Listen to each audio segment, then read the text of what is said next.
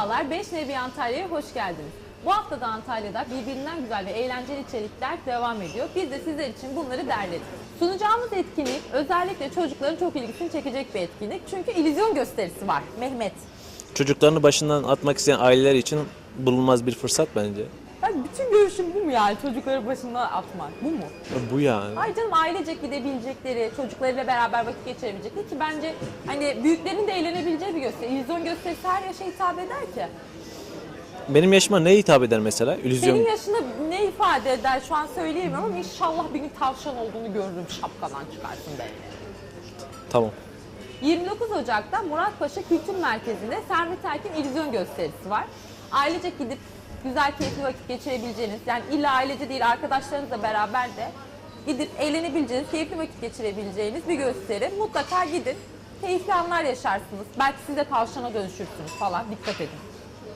Yumurta da çıkarıyorlar mı şapkadan? Ha? Şap- Yumurta. şap- Yumurta. Bu esprinin sonu nereye gidecek biliyorum Mehmet. Kanal kaldırmaz. Tamam.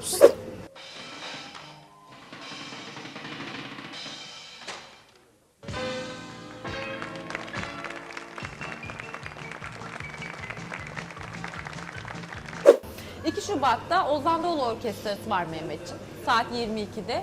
Gitsek mi ya, eğlenceli olur. Orada bence bulursun hayatının aşkını. Ben inanıyorum. Sanmıyorum. Gerçekten check-in yaparsın. Ben Foodin Box'ta bulamadım. Oradan mı bulacağım? Ay Foodin Box'ta çünkü geçen hafta insanları yılana çevirmeye çalıştım. Belki ondan bulamamışsındır. Manyak dedi insanlar sana. Tuttun abicim yılan dansı yap dedim ya. Kimse yapmadı ki. Aa neden acaba? Çok da normal bir istekti halbuki. Güzel bir dans.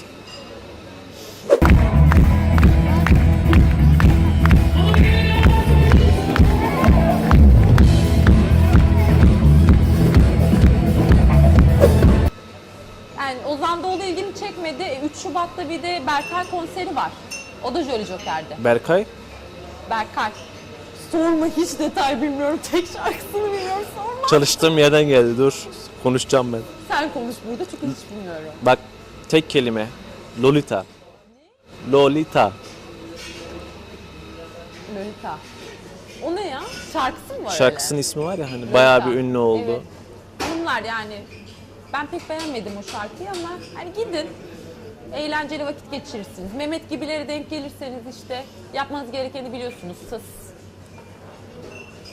O ne biçim manita, 35'inde lolita. Kıracaksan kır kalbini. O daha neler görmüştür.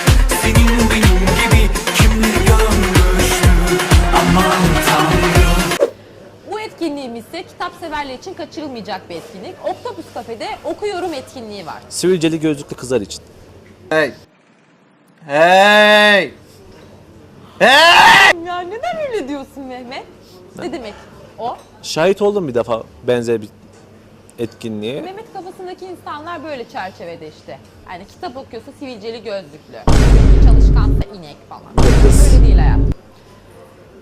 Her hafta belirlenen bir kitap üzerine kitap severler toplanıyor ve bu konuyla ilgili tartışıyorlar. Mutlaka gidin, kaçırmayın. 3 Şubat'ta en yakın etkinlikleri 3 Şubat'ta saat 15'te eğlenceli olacak. Tartışılacak kitabın ismi de Semerkant'tı.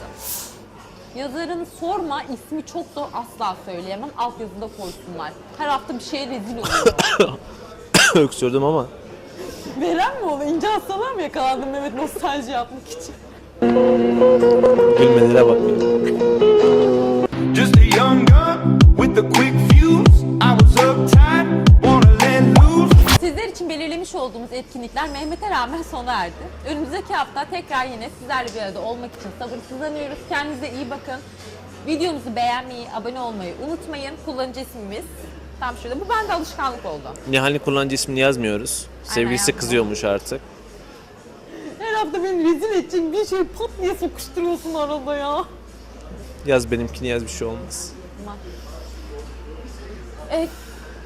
Bitti yani. Aynen. Bir Hoşça şey yok. kalın.